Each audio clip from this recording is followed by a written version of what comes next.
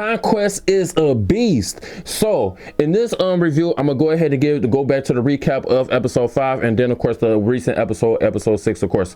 But yes, I say Conquest is a beast because as far as like how he did my boy Mark in the not the last episode, but the episode before that, in episode 5, of course, was crazy. Absolutely most insane thing I have seen in a cartoon. Like literally pulled out my man's intestines like crazy though.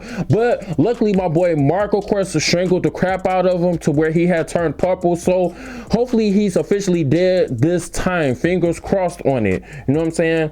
But yes, to let y'all know, man, this episode, man, it was just something else, man. It's really something else. So now we know that Conquest is a dead, according to what we seen how Mark did him, of course.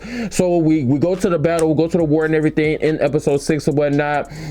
We got everything that's really going on. Of course, we got Obi-Man that needs pretty much needed Mark, of course, on his side, of course, to help him, you know what I'm saying, to be able to, you know, save the planet and stuff like that and everything, along with Earth, of course, you know what I'm saying, from the Ventramites, of course, you know what I'm saying. Then, of course, on the other hand, we got the scenario of where everybody hates Obi-Man. So, of course, we know that Oliver was one of the guys that actually hates his dad due to the fact of how he went about it in the last episode, as far as like with him just not coming to see his own son. And then of course, you know what I'm saying, with him, you know, the way he was the way he dissed his own mom. So yes, of course Oliver felt some type of way and he didn't want no parts of him. So yes, of course, to that he had hate him. So he didn't warm up to Obi-Man, of course, his dad, of course, until like towards the end of the episode, you know what I'm saying, which of course we got to see that father figure moment, you know, in the episodes and everything, to where, you know, he getting them trained and everything for the war, of course, that's coming,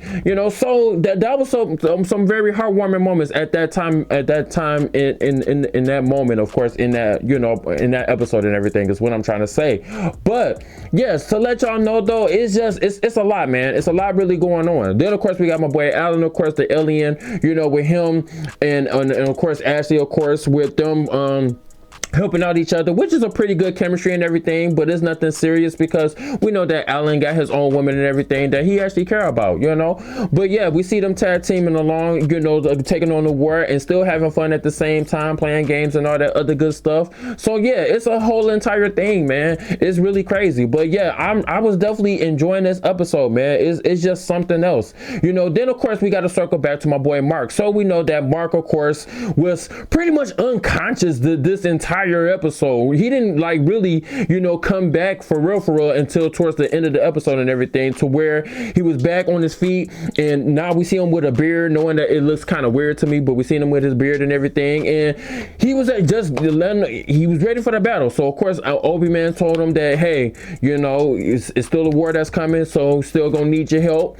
So yeah, they was just prepared for whatever, you know what I'm saying. So yeah, we see my boy Mark going back at it and everything, along with Oliver with it as well too. So yes, this episode really hit and it was really heavy, you know what I'm saying. And then of course, like I said, we got Thrag on the other hand, that's really going to be a problem come towards the last couple of episodes that we end up getting. So this is a really big thing, you know what I'm saying. I definitely get this episode 11 out of 10 and everything. So yes, it was just all over the place, man. It was just really just something else. And then of course, that don't even touch the whole surface. So we haven't even really touched back on Earth, of course. So we don't even know what's going on with Cecil. We don't know what's going on with Mark's mom. We don't know what's going on with William, of course, which is Mark's friend.